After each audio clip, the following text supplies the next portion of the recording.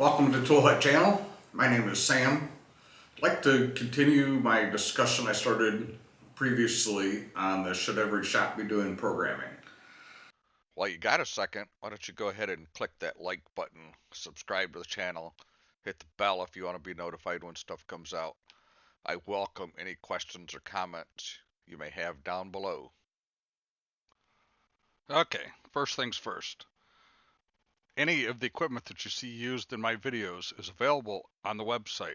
If it's not there, send me an inquiry off the website, toolhutusa.com. That's TOOLHUT USA.com. My name is Sam. Welcome to Tool Hut channel. My name is Sam. I'd like to continue my discussion I started previously on the should every shop be doing programming. So it's just me today, so you're just stuck with my ugly face. So I'd like to just give a little bit more details about what I started last week on the should every shop be doing programming. So let's start with one of the obvious ones. Should every shop understand how to do programming, and should every shop have a J2534 device? I believe that the answer to that is yes. And if you're a general repair shop and you're working on multiple car lines, you have to keep a few things in mind before you start doing programming.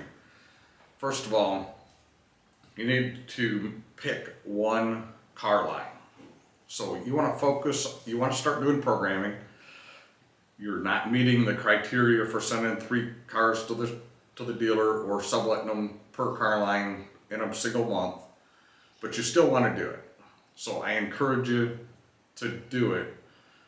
And the easiest way to learn to do it is to just do it.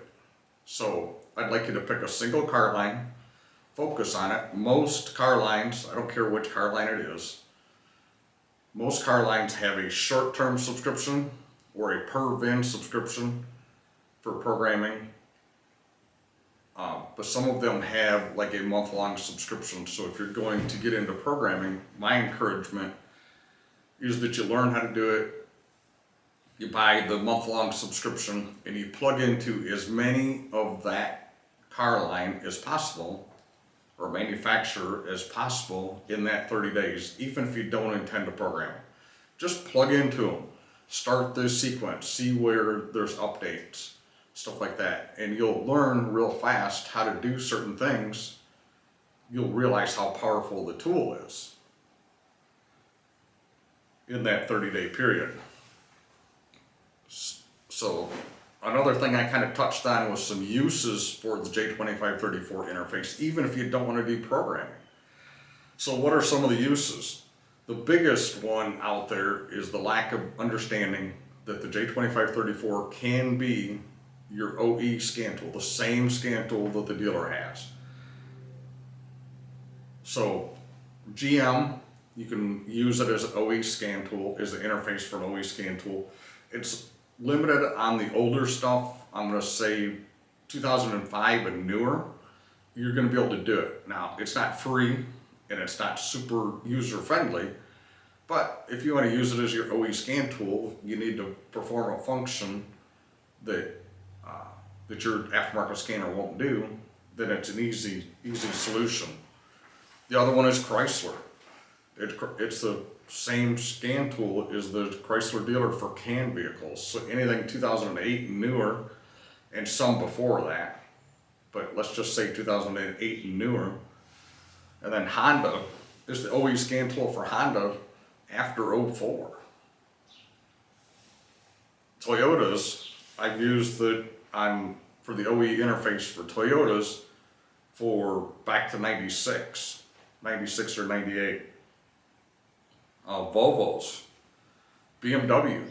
I don't encourage you to program BMWs with it, but you can use a J2534 as your interface for a scan tool to do scan tool functions on BMW and Jaguar Land Rover. So just some further uses on the J2534 device itself. And then if you decide that you want to get into programming, just some helpful hints. The biggest obstacle I see with shops that want to get into J2534 programming is they want to do everything.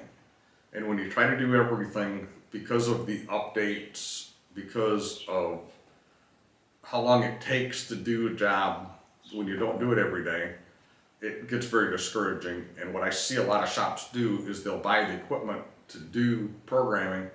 They'll try it on a couple of cars, and they're different cars. Each one of them is different. And then they just kind of give up. They just throw it in the corner and they give up. Now there's a lot of systems that do remote programming today. I don't think that's a solution. It is on certain things, but if you're not going to learn how to do it, there's no reason to be doing it remotely. Then the other thing is there is some aftermarket programs that you can use your J2534 device for. There are several of them. I'm going to give you a couple of good ones. The Ford, you'll see that I have several videos on using FORSCAN. It's FORSCAN.org.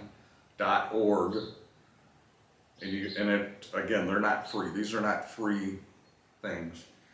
And the other one is Chrysler's. It's called Alpha OBD. You can do a whole bunch of stuff with Alpha OBD. It's not necessarily it's a good scanner, but it's kind of clumsy to use. But again, if you have a couple of personal Chryslers you're using, or just in the shop and you're having struggling with Chryslers, it's a good interface or a good program to use. And it's not that hard to use. It's just a little clumsy to get used to. So I just wanted to clear up some questions on the discussion I started previously with doing J2534 programming. Yeah, hope that answers some more questions. Thanks for watching. Have a great day.